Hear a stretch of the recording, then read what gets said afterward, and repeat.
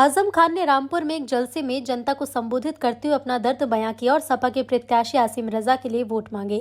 आजम खान ने फिर अपने अंदाज में मन से विपक्ष को कहा कि जमाने के कैंसर जिल्लत खुमारी के लंबरदार ए बेहया बता इस शहर को क्या देना चाहता है। बेगैरात अपनी मां की कोख में जने बता क्या देना चाहता है। वहीं आजम खान ने कहा कि अब एक ही जुल्म बाकी रह गया कि मुझे हिंदुस्तान से निकाल दिया जाए। मेरा वोट डालने का अधिकार छीन लिया गया। मेरे जीने का हक इसलिए बाकी है कि वो मुझे सीधा नहीं मरना चाहते। एड़ियां घिस घिस के मर जाऊं। मैं सारा दिन अदालत में खड़ा रहता और मेरा परिवार फैसले के इंतजार में है। जब मुझे और मेरे परिवार को सजा हो, हम जेल जाएं। आजम खान ने लास्ट मोमेंट में अपने दर्द को बयां किया।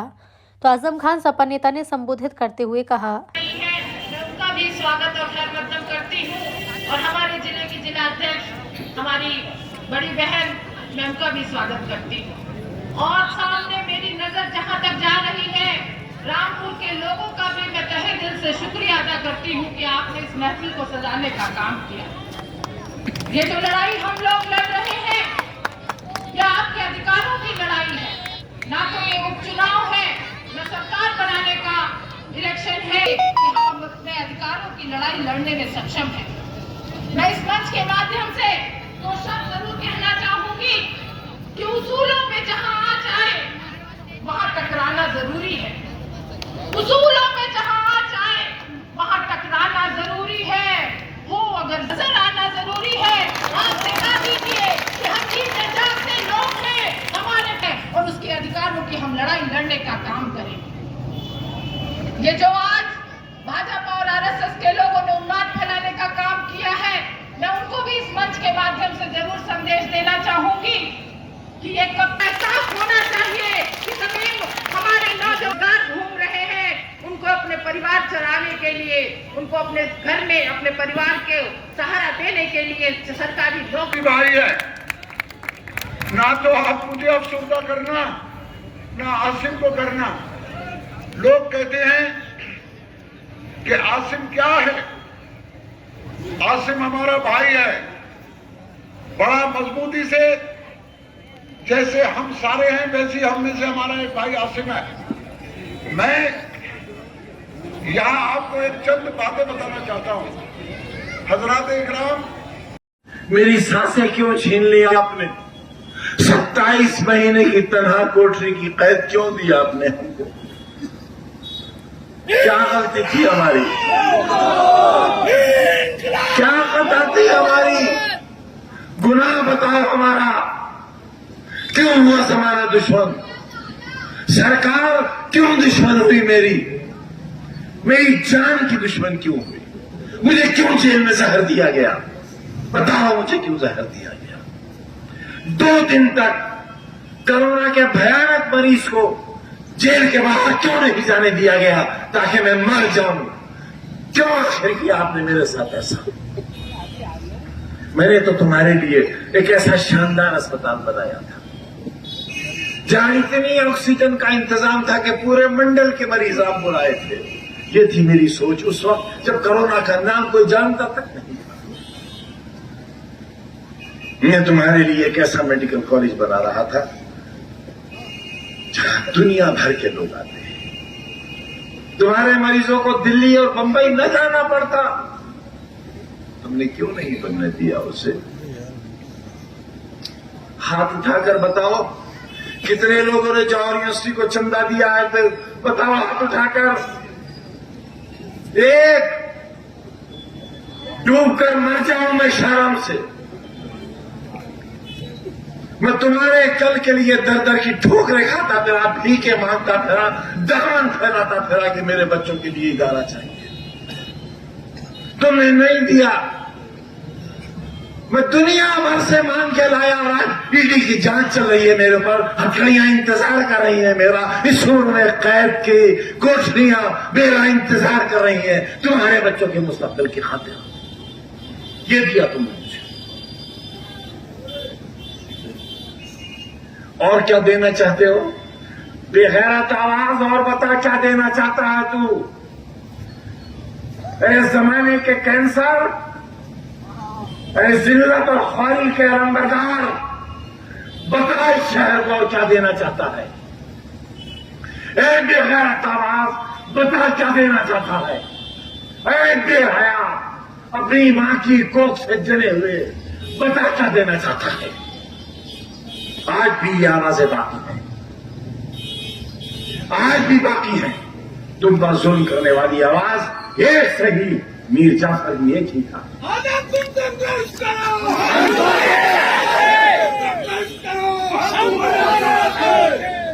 जमाने के कैंसर, जिल्लत और ख्वारी के अलंबरदार बता इस शहर को क्या देना चाहता है? ऐ बेगैरत आवाज बता क्या देना चाहता है? ऐ बेहया, अपनी मां की कोख से जले हुए बता क्या देना चाहता है? आज भी ये आवाजें बाकी हैं, आज भी बाकी है। तुम पर जुल्म करने वाली आवाज एक सही, मीर जाफर भी एक ही था।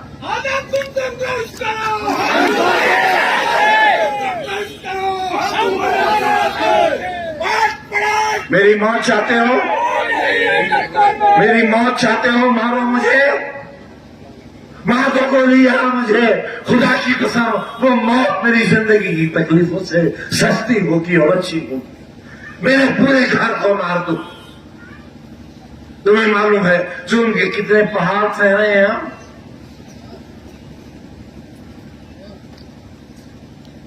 हंसो हम पर, तय लगाओ, बेचो अपना जमीर, बिक जाओ एक एक टके के लिए और इतना करोड़ अफसरान को जो हमारी बर्बादी चाहते हैं। ये जलसा नहीं है आज, ये रोज़े हिसाब है। तुमसे हिसाब लेने आया हूं, तुमसे मौत मांगने आया हूं अपने लिए। थक गया मैं इस जिंदगी से।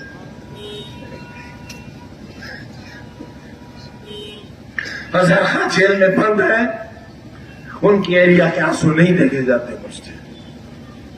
जेल में बच्चे बंद है बेगुनाह, किसी ने मशीन नहीं चुराई है, किसी ने फर्नीचर नहीं चुराया है। मैं लाता था कलकत्ते से ट्रक के ट्रक भर के फर्नीचर के पुराने कबाड़ के, उनकी मरम्मत कराता था, उन्हें पॉलिश कराता था और तुम्हारी उस इंडस्ट्री में उन्हें सजाता था। पुलिस उन्हें उठा कर ले गई, हमें डाकू और चोर बना दिया। जीना चाहूंगा, जीना चाहूंगा ऐसी जिंदगी ना। हराम है खुदकुशी, इसलिए जिंदा हूं, इसलिए जिंदा हूं क्योंकि खुदकुशी हराम है। बड़ी मेहनत से तुम्हें पार्लियामेंट की सीट जीत कर दी थी। किससे जीती थी मैंने? हिंदुस्तान की एक बहुत मशहूर फिल्म अदाकारा से, जिनका बहुत ग्लैमर था रामपुर में। दो बार की सांसद रही हुई, उत्तर प्रदेश में भाजपा की सरकार, केंद्र में भाजपा की सरकार। इसके बावजूद आजादी के एक लंबे सफर में 1947 के बाद आपकी झोली में लाकर डालनी थी ये सीट। तकरीबन 1.5 लाख वोटों से जीतकर, और उस वक्त जबकि 1.5 लाख वोटों की बेईमानी भी हुई थी, मगर आपने उसकी कदर नहीं की। ठोकर से मार दिया आपने उसे।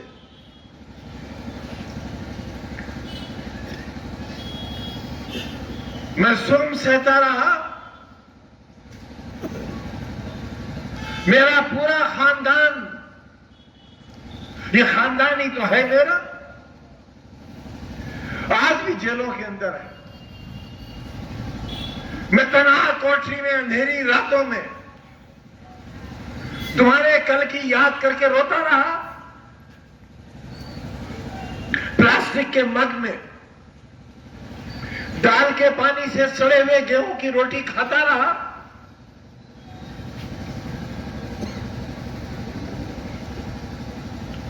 और ख्वाब देखता रहा कि आप हिफाजत करोगे, मुहाफिज बनोगे।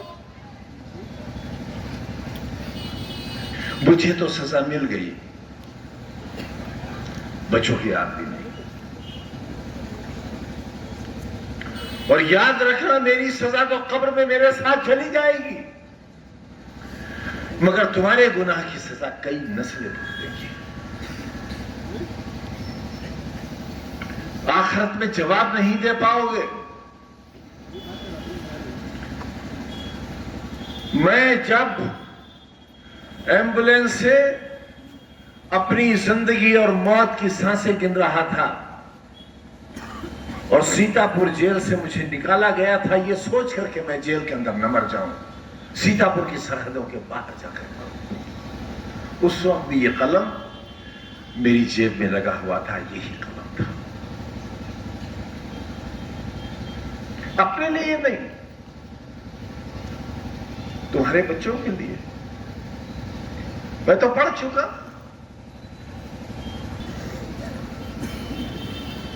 मैं एमपी नहीं हूं, गुजरे हुए कल का वजीर नहीं हूं, एमएलए नहीं हूं, और यहां तक कि मुझे वोट देने का हक भी नहीं है। देखे थे हमने जो वो हसी ख्वाब क्या हुए, वो वादा अतलसो कम ख्वाब क्या हुए। हमसे तो बहुत वादे किए थे बापू आपने, मुल्क को आजाद कराने वालों, बहुत वादे किए थे। और हमारे उलमा ने फांसी के फंदे चूमे थे। उनकी कुर्बानियां इतनी थी कि गड्ढे पट गए थे और टीले बन गए थे उनकी लाशों से। उनकी हवेलियों के दरवाजे उनकी लाशों से सजा दिए गए थे। एक मीर जाफर ने किले का दरवाजा खोल दिया था और वक्त का टीपू सुल्तान अपने तमाम साथियों के साथ शहीद हो गया था। ये वो दिन था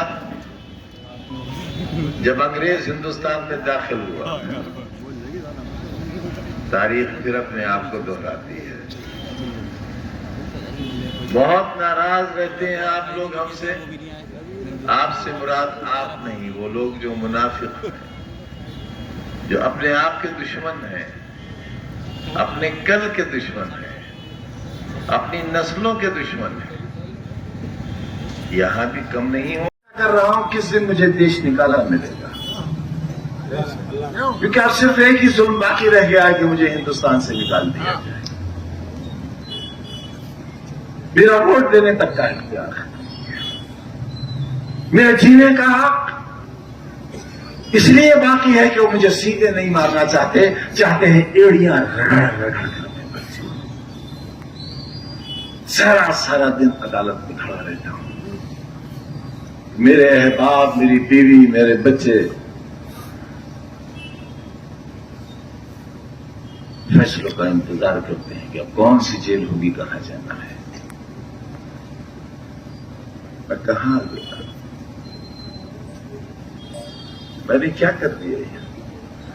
तुम्हारी अच्छाई का सोच के मैंने कितने लोगों को बर्बाद कर दिया। मैं उन सबसे माफी मांगता हूं जो मेरी वजह से जेलों में हैं, जिन्हें तकलीफें मेरी वजह से पहुंची हैं। मैं उनसे कहता हूं कि अगर मुझसे कोई बदला लेना चाहता हो तो मेरी जान हाजिर है, मेरी जान लेकर अपना फर्ज पूरा कर लो।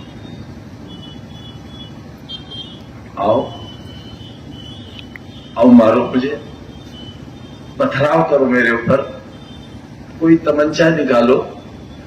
इसी किले के मैदान में मेरे सीने पर 7-7, 8-8 तमंचे रखकर गोली चलाई गई थी। मैं तो तब भी नहीं मरा था, लेकिन मैंने किसी से इंतकाम नहीं लिया था। खुदा की कसम, मैंने हर गुनहगार, हर जालिम को माफ कर दिया था। आखिर मुझे किस बात की सजा मिली है?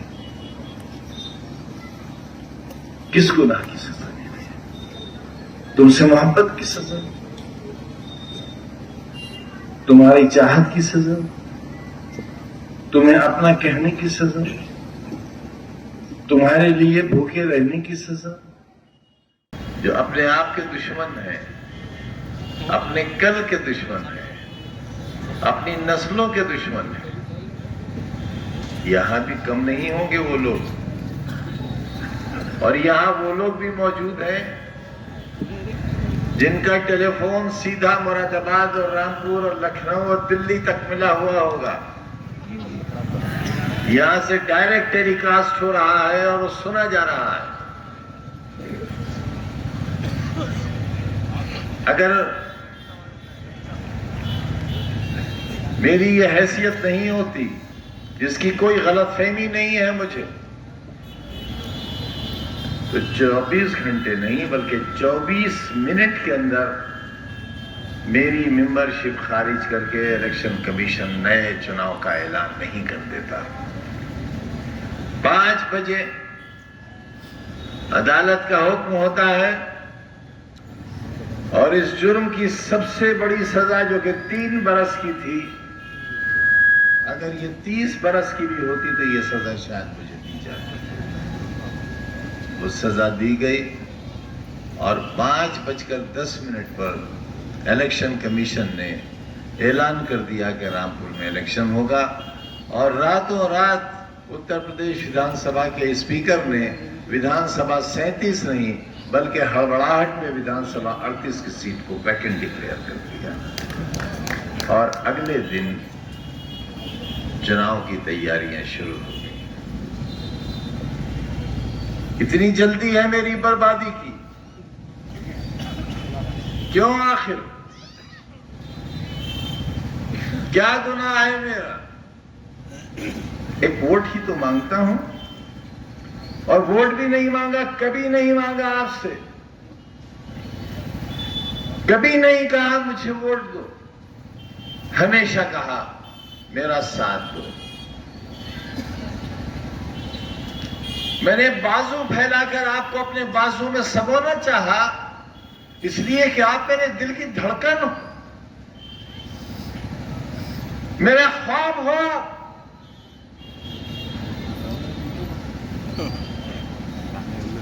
मैं आबरू हूं आपकी और आप जान हो मेरी। न मैं आबरू खोना चाहता हूं और न तुम जान खोना चाहोगे।